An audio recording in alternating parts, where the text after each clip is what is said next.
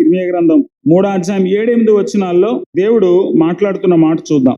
ఆమె ఈ క్రియలన్నిటినీ చేసినను ఆమెను నా యొద్దకు తిరిగి రమ్మని నేను సెలవీయగా ఆమె తిరిగి రాలేదు. ఆమె అంటే ఇక్కడ మళ్ళీ ఎవరు? ఇశ్రాయేలీయులు.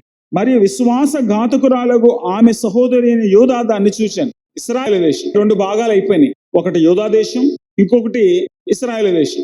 ఉత్తర భారతదేశం, దక్షిణ భారతదేశం లాగా అయిపోయింది. వీళ్ళని దేవుడు ఏమంటున్నాడంటే విశ్వాసఘాతకురాలు అని చెప్పాడు. ఇర్మీయా గ్రంథం 3:8 ద్రోహిణియగు ఇశ్రాయేలు వ్యభిచారం చేసిన హేతువు చేతనే నేను ఆమెను విడిచిపెట్టి ఆమెకు పరిత్యాగ పత్రిక ఇయ్యగా విశ్వాసఘాతకురాలకు ఆమె సహోదరి అయిన యూదా చూచియు. విశ్వాసఘాతకురాలు అని అంటున్నాడు. విశ్వాసఘాతకురాలకు యూదా కంటే 8వ, 10వ, 11వ కాగా విశ్వాసఘాతకురాలకు యూదా కంటే. తర్వాత 20వ అయినను స్త్రీ తన పురుషునికి విశ్వాసఘాతకురాలగునట్లుగా ఇశ్రాయేలు వంశస్థులారా నిశ్చయముగా మీరును నాకు విశ్వాసఘాతకులైతిరి. తర్వాత 5:6 వారు తిరుగుబాటు చేసి బహుగా విశ్వాసఘాతకులైతిరి. ఈ విశ్వాసఘాతుకత్వం గురించి ఎందుకు మాట్లాడుతున్నాడు? విశ్వాసఘాతుకము అంటే ఏంటి? విశ్వాసఘాతుకము అనన్నా నమ్మక ద్రోహము అనన్నా ఒకటే అర్థాలు. విశ్వాసఘాతుకానికి నమ్మక ద్రోహానికి ఉన్నటువంటి ఒకే లక్షణం ఏంటంటే ఈ 2 కూడా నమ్మించి మోసం చేస్తాయి. ఈ 2 కూడా తిన్న ఇంటి వాసాలు లెక్క పెడతాయి. ఇది బాగుంటుంది తెలుగులో. వాడు ఏ ఇంట్లో తిన్నాడో ఆ ఇంటికే వాడు ద్రోహం చేశాడంట. సో నమ్మక ద్రోహము, లేక ఇంకో మాట చెప్పాలంటే విశ్వాసఘాతుకము అనేటువంటి 2 పదాలని మనం ఆలోచన చేయాలి. యేసుక్రీస్తు కూడా ఉండి యేసుక్రీస్తు శిష్యుల్లాగా ఉంటూ ఒక వ్యక్తి నమ్మక ద్రోహం చేశాడు. ఎవరతను? ఇస్కరియోతు యోధా. కూడా ఉన్నాడు, శిష్యుల్లా తిరిగాడు. ఒక సందర్భంలో యేసుక్రీస్తుని 30 నాణేలకు అమ్మేశాడు. ఇలా కూడా ఉంటూ దేవుని బిడ్డలుగా ఉంటూ దేవునికి వ్యతిరేకంగా ప్రవర్తించే వాళ్ళని దైవభక్తులు నమ్మక ద్రోహులు అంటాం. అలాగే ఒక రాజ్యంలో ఉంటూ ఆ రాజ్యంలో ఆ రాజుగారి దగ్గర అన్ని రకాల సౌలభ్యాలు పొందుతూ ఆ రాజ్యం నాశనం అవ్వడానికి గనక ఒక వ్యక్తి ప్రయత్నం చేస్తే దాన్ని రాజద్రోహము అంటారు. రాజద్రోహం అంటే ఒక రాజ్యానికి వ్యతిరేకంగా చేసేది. నమ్మక ద్రోహము అంటే ఒక స్నేహితునికి వ్యతిరేకంగా చేసేది.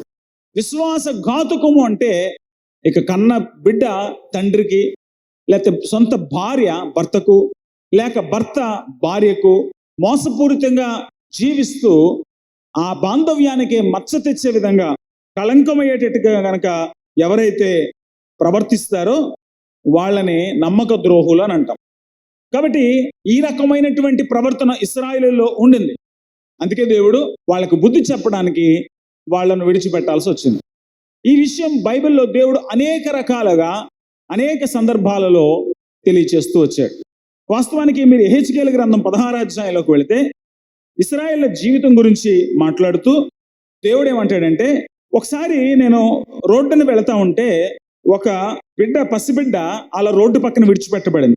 ఆ విడిచిపెట్టబడినటువంటి పసిబిడ్డను నేను చూచి, అరే ఈ బిడ్డను ఎవరో విసిరేశారే, పెంటలో పాడేశారే, ఈ బిడ్డను ఏ పందులన్నా లాక్కెళ్ళిపోతాయేమో, ఈ బిడ్డ చచ్చిపోతుందేమో అని జాలిపడి దయ చూపించి ఆ బిడ్డను నేను ఎత్తుకొని ఇంటికి తీసుకొచ్చి చక్కగా స్నానం చేయించి రోజు భోజనం పెడుతూ చక్కగా ఆ బిడ్డను పెంచాను అని అంటున్నాడు. అంటే అక్కడ తండ్రిలా ఎలా బిడ్డను సాకాడో తెలియజేశాడు. ఆ తర్వాత ఆ బిడ్డ పెద్దదైన తర్వాత అంటే ఇశ్రాయేలీలు ఒక స్థాయిలోకి వచ్చారు. ఒకప్పుడు వాళ్ళు ఐగుప్తు దేశంలో రాళ్లు మోస్తున్నారు, ఒకప్పుడు ఐగుప్తు దేశంలో బానిస బ్రతుకులు బ్రతికారు. అటువంటి వాళ్ళపైన దేవుడు జాలి చూపించి వాళ్లను మోషే ద్వారా ఐగుప్తు దేశం నుంచి బయటికి రప్పించి ఆ బానిస బ్రతుకులు విడిపించి వాళ్ళకు చక్కని గొప్ప దేశాన్ని బహుమానంగా ఇచ్చాడు.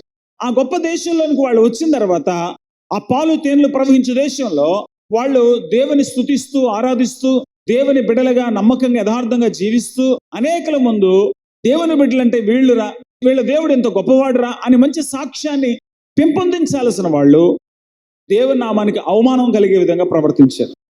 అప్పుడు దేవుడు ఏం చేశాడంటే, మిమ్మల్ని ఈ దేశం నుంచి వెళ్ళగొట్టేస్తాను. ప్రేమించి ఇంత మంచి ప్రాంతాన్ని ఇస్తే, ఇంత సుఖవంతమైన జీవితాన్ని ఇస్తే ఈరోజు విచ్చలవిడిగా దారి తొలగి మోసం చేస్తారా? మిమ్మల్ని నేను విడిచిపెట్టేస్తానని వాళ్లను ఆయన బబులోనీల చెరకు అప్పగించాడు. ఈ బబులోనీలు 70 సంవత్సరాల పాటు ఇశ్రాయేలును చాలా బాధ పెట్టారు. కాబట్టి ఈ జీవితం అంతటిని ఒక ఆడబిడ్డతో పోల్చి దేవుడు మాట్లాడుతున్నాడు. పెంచినవాడు నేను, భోజనం పెట్టినవాడని నేను, దిక్కు చూపించిన వాడని నేను, నన్ను విడిచిపెట్టి వేరే వాళ్ళతో ఉండడం మొదలు పెడతావా? ఇది ఎంత దారుణంగా దేవుడు మాట్లాడాడంటే, మనం నలుగురిలో కూర్చొని ఈ మాటలు చదువుతా ఉంటే గుండెల్లో కోత మిగులుతుంది. యెహెజ్కేలు గ్రంథం 16వ అధ్యాయంలో చాలా స్పష్టంగా దేవుడు ఏం చెప్తున్నాడో చూద్దాం. 6వ వచనం. అయితే నేను నీ యొద్దకు వచ్చి రక్తంలో పొర్లుచున్న నిన్ను చూచి, నీ రక్తంలో పొర్లిన నీవు బ్రతుకుమని నీతో చెప్పి తిని, నీవు నీ రక్తంలో పొర్లి ఉన్నను, నువ్వు చచ్చే స్థితిలో ఉన్నావు, నిన్ను నేను బతికించాను. 7వ వచనం. మరియు నేల నాటబడిన చిగురు వృద్ధియొగినట్లు నేను నిన్ను వృద్ధిలోనికి తేగా, నీవు ఎదిగి పెద్దదానవై ఆభరణ భూషితురాలవైతివి. నిన్ను పెంచాను, నిన్ను బతికించాను, నిన్ను పెంచాను, నిన్ను అలంకరించాను. నేను గుర్తించకపోతే ఏ పందులో పిక్కును పోను. నేను బతికించాను, నేను పెంచాను. నేను పెంచుండకపోతే ఆకలితో కొన్నాళ్ళకే నీ జీవితం అంతమైపోయి ఉండేది. కానీ నేను పెంచాను, నిన్ను బ్రతికించాను, నిన్ను పెంచాను, నీకు అలంకరణ తెచ్చాను. అంటే నీ జీవితాన్ని సొగసుగా, సౌందర్యంగా, ఘనంగా అనేకులు నిన్ను చూచి పొగిడే విధంగా చేశాను. నీకు బ్రతుకునిచ్చి, నీకు వృద్ధినిచ్చి, నీకు అలంకరణ ఇస్తే నువ్వు ఇవన్నీ తీసుకొని మోసం చేస్తావా? 15వ వచనం. అయితే నీ సౌందర్యమును ఆధారము చేసుకుని నీకు కీర్తి వచ్చినందున నువ్వు వేశ్యవై దారిన పో ప్రతి వానితో బహుగా వ్యభిచరించుచూ వచ్చితివి, పలికిన వానితో నెల్లాపోతివి. నువ్వు వ్యభిచారం చేస్తావా? కన్న కూతురు చిన్నప్పటి నుంచి అపురూపంగా పెంచుకుంటే దానికి ఒక వయసు వచ్చిన తర్వాత నాకెవడో నచ్చాడని చెప్పి తల్లిదండ్రులను విడిచి వెళితే ఆ తల్లిదండ్రులకు పుట్టెడు శోకాన్ని మిగులుస్తున్నారు కదా. మరి అలా నాకంత శోకం మిగిల్చావు, నా గుండె కోసేశావు, నన్ను మోసం చేశావు, నన్ను విడిచి అన్య దేవతలను పూజిస్తూ వచ్చావు. ఈవేళ మీరు ఇంకా బతికి ఇక్కడికి వచ్చారంటే దానికి కారణం దేవుని కృప. దేవుడు మిమ్మల్ని క్షేమంగా తీసుకొచ్చాడు. దేవుడు ఒక్కసారి మిమ్మల్ని చూడడం మానేస్తే మీరు ఇక్కడికి రాలేరు. ఆ మాటకు వస్తే ఎవడు బ్రతకలేడు. ఆయనే జీవమును ఊపిరినిస్తున్నాడు. కానీ ఇశ్రాయేలు నమ్మక ద్రోహులైనట్టు మనం కూడా ఆయన దగ్గర తింటూ ఆయన రొమ్ము తన్నే వాళ్ళగా తయారవుతున్నాం. ఇది చాలా దారుణం. దేవుడు నమ్మదగిన వాడిగానే ఉన్నాడు. మలాకి 3:6. మీరు నమ్మదగని వారేనను. దేవుడు నమ్మదగిన వాడిగా ఉన్నాడు. ఎందుకంటే నీకు లాంటి మోసం చేసే స్వభావం దేవునికి లేదు. సంఖ్యాకాండం 23:19. దేవుడు అబద్ధమాటకు ఆయన మానవుడు కాడు, పశ్చాత్తాపడుటకు ఆయన నరపుత్రుడు కాడు, మాట ఇచ్చి స్థాపింపకుండా. ఎప్పుడంటున్నాడు తెలుసా ఈ మాటలు? ఎవరంటున్నారు తెలుసా? బిలాము దేవుడు పక్షంగా ప్రవచిస్తున్నాడు. ఆ ముందున్న అధ్యాయాలు కనుక మీరు చదివితే ఇశ్రాయేలీలు దేవుణ్ణి బాధ పెడుతున్నారు, మోషే మీద సణుగుతున్నారు. మమ్మల్ని అరణ్యంలోకి తెచ్చావు, మాకు మంచి మాంసం పెట్టలే, మమ్మల్ని అరణ్యంలో తిప్పుతున్నావు, తాగడానికి నీళ్లు ఉండట్లేదు, మమ్మల్ని అరణ్యంలో తిప్పుతున్నావు, ఐగుప్తు దేశంలోనే మాకు మంచి సౌఖ్యాలు ఉండేవి అని గొణిగితే మోషే కోపం వచ్చింది. దేవుడు విడిచిపెట్టాడు. వాళ్ళ మధ్యలో ఒక పాములు వచ్చాయి, వాళ్ళని కరిచాయి. వాళ్ళు చాలా మంది తెగులుతో చచ్చారు. అప్పుడు వాళ్ళకి బుద్ధి వచ్చి కాళ్ళ వేళ పడితే మోషే ద్వారా దేవుడు వాళ్ళని బ్రతికించాడు. ఇది జరిగిన సంఘటన. ఇప్పుడు వాళ్ళు ఆ మిద్యాన అరణ్యంలో తిరుగుతున్నారు. ఆ మిద్యాన అరణ్యంలో తిరుగుతూ వాళ్ళు ఒక ప్రాంతంలో సేద తీరుతూ ఉంటే ఆ ప్రక్కన ఉన్నటువంటి మిద్యాను రాజు బాలాకు ఇశ్రాయేలు జనాంగాన్ని చూసినప్పుడు, ఒకళ్ళిద్దరు కాదు, ఒక జనాంగమే అక్కడ ఉన్నది. ఆ జనాంగాన్ని చూసినప్పుడు భయపడిపోయాడు. దాదాపు 6 లక్షలకు మించున్నారు వాళ్ళు. ఇశ్రాయేలీని చూసి వాడి ఈర్ష్యకు లోనయ్యాడు. కాబట్టి వాళ్ళని ఏం చేయాలో తెలియక వాళ్ళ పక్షంగా దేవుడు ఉన్నాడు, ఆ దేవుడు వదిలితేనే తప్ప వీళ్ళు మనం ఏమీ చేయలేమని ఒక ప్రవక్తను తీసుకెళ్లి శపించమని అడుగుతున్నాడు. వాస్తవానికి ఇక్కడ న్యాయం చెప్పమంటారా? ఇశ్రాయేలు అప్పటి వరకు దేవుడిని బాధ పెట్టారు కనుక దేవుడు ఆ సందర్భంగా వాళ్ళను బిలాము శపిస్తా ఉంటే వదిలేరు. కానీ శపించడానికి ఏ బిలాము నోరు తెరిచాడో అదే నోట్లో నుంచి దేవుడు ఆశీర్వాదాలు పలికిస్తున్నాడు. ఆ సందర్భంలోనే బిలాము ఈ మాటలు చెప్తున్నాడు. దేవుడు నమ్మదగని వాడు అనుకుంటున్నావా? బాలాకు ఇశ్రాయేలు ఏదో నమ్మక ద్రోహం చేశారు, విశ్వాసఘాతుకత్వం చేశారు, దేవుడు వదిలేస్తాడు అనుకుంటున్నావా? అబ్రహాము, ఇస్సాకు, యాకోబులకు ఇచ్చిన వాగ్దానాలు మర్చిపోకుండా వాళ్ళని విడిపించడానికి మోషేను పంపిస్తే ఇప్పుడు వాళ్ళ అరణ్యంలో నడిపిస్తూ కనాను దేశాన్ని తీసుకువెళ్ళడానికి ఆయన ప్రయత్నం చేస్తూ ఉంటే ఈ మధ్యలో వాళ్ళు ఎన్నోసార్లు విసిగించారు. కానీ దేవుడు తన వాగ్దానాల్ని విస్మరించాడు. తన మాట ఇచ్చాడంటే ఆ మాట ఎట్టి పరిస్థితుల్లో పోషించుకుంటాడు. ఆయన నరమాత్రుడు కాదు, మనిషిలాగా చీటికి మాటికి కోపం వచ్చి చీటికి మాటికి వదిలేయడానికి. కాబట్టి ఇటువంటి దేవుడు అనే దేవుడు గురించి ఒక ప్రవచన పూర్వకంగా ఆ మాటలు తెలియజేస్తున్నాడు. ఈ దేవుని స్వభావం అప్పుడు ఇప్పుడు కూడా మారలేదనేటువంటి ఉద్దేశంతోనే కొరింథీయులకు పౌలు రాసినటువంటి 2వ పత్రిక 1వ అధ్యాయము 20వ వచనం, దేవుని వాగ్దానములు ఎన్ని అయినను అన్నియు క్రీస్తునందు అవునన్నట్టుగానే ఉన్నవి గనుక మన ద్వారా దేవునికి మహిమ కలుగుటకై అవి ఆయన వల్ల నిశ్చయములైనవి. దేవుని వాగ్దానాలు ఎన్నైనా అవి నమ్మదగినవే. 18వ వచనం, దేవుడు నమ్మదగిన వాడు కనుక మేము మీకు చెప్పిన వాక్యము అవునని చెప్పి కాదన్నట్టుగా ఉండలేదు, కానీ మీలో ప్రకటించబడిన దేవుని కుమారుడైన యేసుక్రీస్తు అవునని చెప్పి కాదనువాడై ఉండలేదు, కానీ ఆయన అవునన్నువాడై ఉన్నాడు. దేవుడు పాత నిబంధన గ్రంథంలో ఎలా తనను మోసం చేసినా, తనకు ద్రోహం చేసినా వాళ్ళని ఇంకా ప్రేమిస్తూనే వాళ్ళను రక్షించాలని, వాళ్ళను బాగు చేయాలని ఎలా తాపత్రయపడుతున్నాడో, ఎలా తన ప్రేమను విడవకుండా వారి పట్ల చూపిస్తున్నాడు. హెజ్కేలు గ్రంథం 16వ అధ్యాయం ఈ కథంతా చెప్పిన తర్వాత దేవుడు మాట్లాడుతున్నాడు. 59వ వచనం, ప్రభువు యెహోవా ఇలాగు సెలవిచ్చున్నాడు, చేసిన నిబంధనను భంగము చేయవలనని ప్రమాణమును తృణీకరించుదానా, నీవు చేసినట్టు నేనే నీకు చేయబోచున్నాను. నీ యవ్వన దినములందు నేను నీతో చేసిన నిబంధనను జ్ఞాపకం తెచ్చుకుని ఒక నిత్య నిబంధన నీతో చేసి దాన్ని స్థిరపరుతును. తాగి తాగి కొడుకు చెడిపోయాడు అనుకోండి, ఒరే నువ్వు తాగి తాగి చెడిపోతున్నావు, నీకు నా ఆస్తి అంత ఇస్తే ఒక్క రోజులో కరగబెట్టేస్తావు, నీకు నా ఆస్తిలో చిల్లి గవ్వివ్వను, వెళ్ళి ఏం చేసుకుంటావు చేసుకో, ఎక్కడ తిరుగుతావు తిరుగని చెప్పే తల్లిదండ్రులను చూసాం. కానీ ఈ చెడిపోయినటువంటి వాడిని, ఒరే నువ్వు బాగుపడరా, ఇంతవరకు నేను బతుకున్నాను రా, నేను బాగు చేయడానికి కావలసినవన్నీ ఇచ్చాను, ఇదిగో నేను వెళ్ళిపోబోతున్నాను, నేను చచ్చిపోబోతున్నాను, నేను చచ్చాక నిన్ను చూసే దిక్కుండదు, అందుకే నీ కోసం బ్యాంకులో ఇంత డబ్బు పెడుతున్నాను, ఇప్పటికైనా బుద్ధి తెచ్చుకోరా, ఉన్న డబ్బులవే, అవి తింటే ఇంకా నీకు బ్రతుకుండదు, నా కొడుకు ఏమైపోతాడనని నీకు ఆస్తి సంపాదించి డబ్బులు ఉంచాను అని ఏ బుద్ధున్న తండ్రి అని అంటాడా? చదువుతా లేదంటేనే మానిపించేసి సైకిల్ స్టాండ్ లో పెడతారు.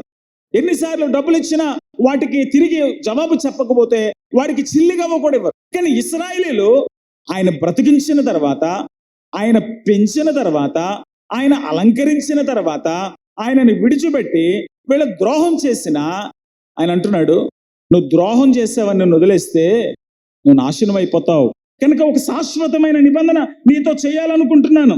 62వ వచనం, నేను యెహోవానని నీవు తెలుసుకొనున్నట్లు నేను నీతో నా నిబంధన స్థిరపరచెదను, నీతో నా నిబంధన స్థిరపరుస్తున్నాను. 59వ వచనం, ప్రభువైన యెహోవా ఇలాగు సెలవిచ్చుచున్నాడు, చేసిన నిబంధనను భంగము చేయవలని ప్రమాణమును తృణీకరించుదానా.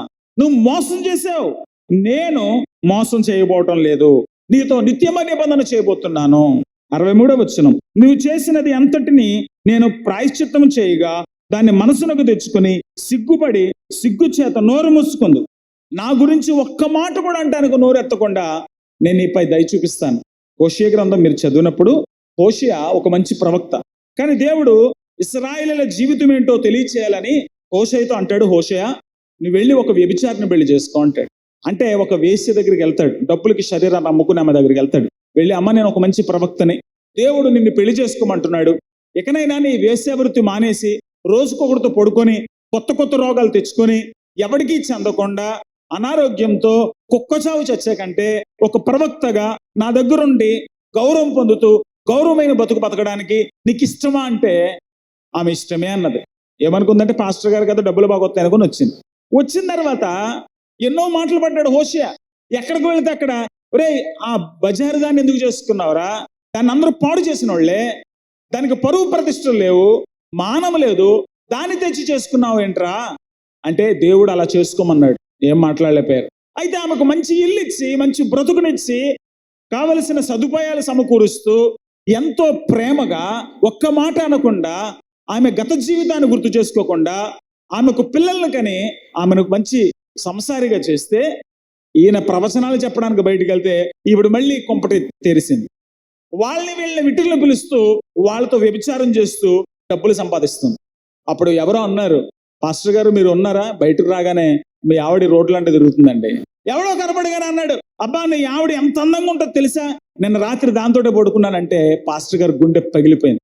దేవుని దగ్గరికి వెళ్ళాడు, ఏంటి ప్రభా అటువంటి దానికి జీవితం ఇస్తే ఇలా చేసిందంటే, దేవుడు అంటాడు, అయినా సరే నువ్వు వెళ్ళు, ఇదిగో పలానా ఇంటికాడికి వెళ్ళింది, ఆ ఇంట్లో పడుకుంది, ఆ ఇంటి గడప దగ్గర నిలబడి తలుపు తట్టు, బయటికి రమ్మను.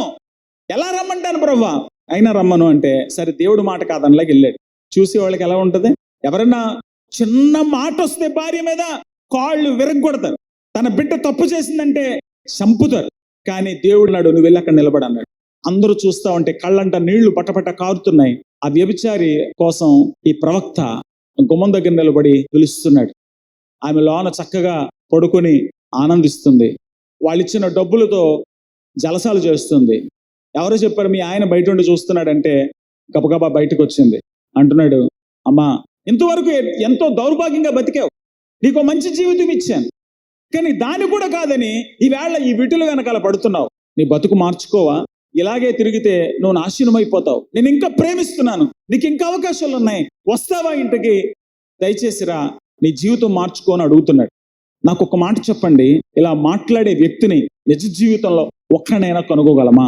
అప్పుడు అటువైపు నుంచి వెళ్తున్న మనుషులు అడిగారు, ఏంటయ్యా నువ్వు చేసి పని, అది పనికి మాలింది, నువ్వు ఎంత మంచివాడో తెలుసు, ఎంత యథార్థవంతుడో తెలుసు, ఎంత నమ్మకమైన వాడో తెలుసు, ఎంత ప్రార్థనాపరుడో తెలుసు. ఇది వెళ్ళి వాళ్ళ వెనకాల తిరిగితే, ఇది వెళ్ళి అక్కడికి వెళ్ళి ఆ వ్యభిచార పనులు చేస్తే, దాన్ని తన్ని తరిమేయక, దాన్ని నరికి పారేయకుండా, అసలు ఎంత బుద్ధున్నదైనా కుక్కగైనా అన్నం పెడితే కాళ్ళ దగ్గర పడి ఉంటది, ఇది వెళ్ళి వాళ్ళతో వీళ్ళతో వ్యభిచారం చేస్తుంది, అటువంటి దాన్ని బతుములాడతావా అంటే, అప్పుడు అంటున్నాడు, ఎంత చెడిపోయిన దాన్ని నన్ను ఎందుకు పిలవమంటున్నాడు తెలుసా? ఇశ్రాయేలులారా, మీరు కూడా అంతే చెడిపోయారు. మీ కళ్ళ ముందు ఒక స్త్రీ చెడిపోతే రాళ్లతో కొట్టడానికి రాళ్లు తీస్తారు, మాటలు అంటానికి నోట్లో నుంచి మాటలు పెగులుతాయి. కానీ అంతకంటే అసహ్యంగా చెడిపోయిన మిమ్మల్ని మాట తప్పారు, ద్రోహులైపోయారు, నమ్మక ద్రోహులైపోయారు, విశ్వాసఘాతుకులైపోయారు, అయినా దేవుడు మిమ్మల్ని ప్రేమిస్తున్నాడు. ఎప్పటికైనా దేవుని వైపుకి వస్తారా? ఎప్పటికైనా దేవుని ప్రేమిస్తారా? దేవుని అనుగ్రహైశ్వర్యమును, ఆయన ప్రేమను తోలనాడి, ఆయన మనసును గాయపెట్టి ఆయనకు దూరమై నరకానికి వెళ్ళిపోతారా అని హోషేయ మాట్లాడుతున్నాడు. అవును, నశించిన వారిని వెతకి రక్షించటానికి, తమకు నచ్చిన మేత కోసం నచ్చిన దారిలో వెళ్ళిపోయి, దేవునికి దూరం అయిపోయి, కొండ పేటలకు వెళ్ళిపోయి, మృగాల బారిన పడే ప్రమాద స్థితికి వెళ్ళిపోయినటువంటి ఆ గొర్రె పిల్లలాగా నశించిపోయిన మనలను, నమ్మక ద్రోహులమైన మనలను, మాట తప్పే మనలను, మోసం చేసే మనలను ఇంకా దేవుడు ప్రేమిస్తున్నాడు. ఆయన ప్రేమకు దాసోహమై ఇకనైనా నీ బతుకు మార్చుకొని దేవుని రాజ్యాన్ని అనుభవిస్తావా, ఆ కృపను తృణీకరించి నరకానికి వెళ్ళిపోతావో నువ్వే నిర్ణయం చేసుకో.